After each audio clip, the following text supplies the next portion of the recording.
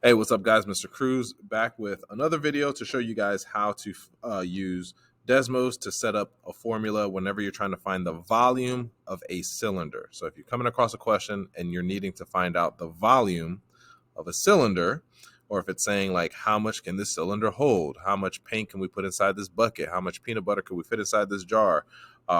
Those questions all have to do with the volume of a cylinder. So that's this formula that we see over here, where it says V equals pi r squared times h. All right.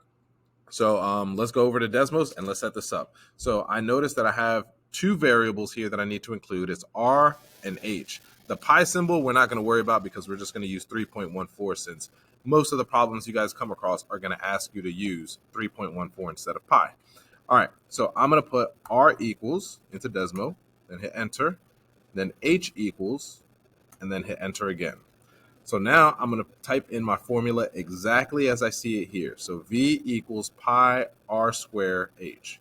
Now, but instead of the pi symbol, I'm going to use the 3.14. So I'm going to put V equals 3.14 r and then square. Square is this button right here.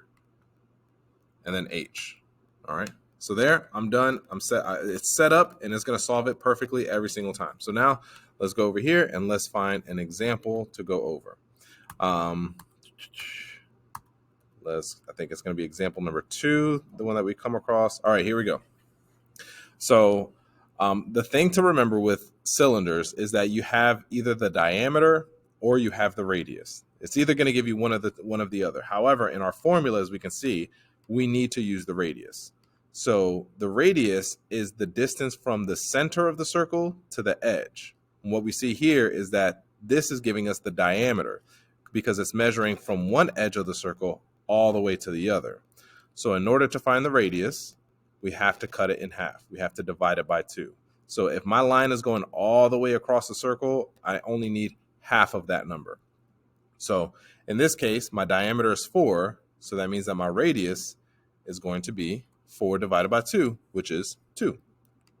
And my height, even though it kind of looks like length, it's really the only other number that's going to be included with the cylinder. So this is the number that we're going to use, 5.8. So I'm going to go here for my height. I'm going to put 5.8. And then my answer is 72.848.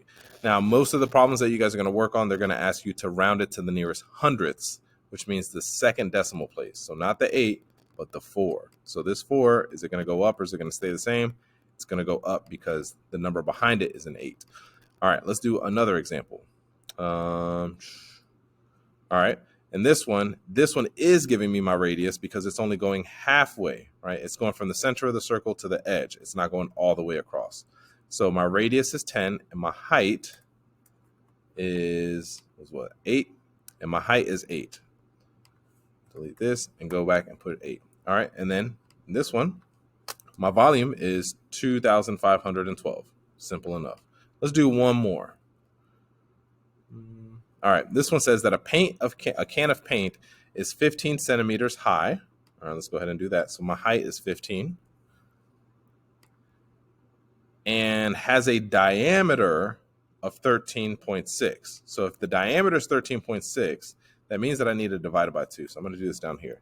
13.6 divided by, divided by 2. So 6.8.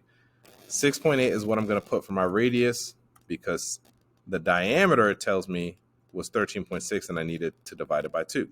So it says, what is the volume of the can? And it says rounded to the nearest tenth, but we're extra, so we're going to do it to the nearest hundredths. So then after I put all that in, my answer is going to be 2,177.904. But in reality, I'm going to cut off this 4, and then it's just going to be 2,177.90 would be my answer for the volume of this paint can. So there you guys go. That is how you set up your formula in Desmos so that you can solve questions revolving around the volume of cylinders. All right. I'll see you guys in the next video. Peace out.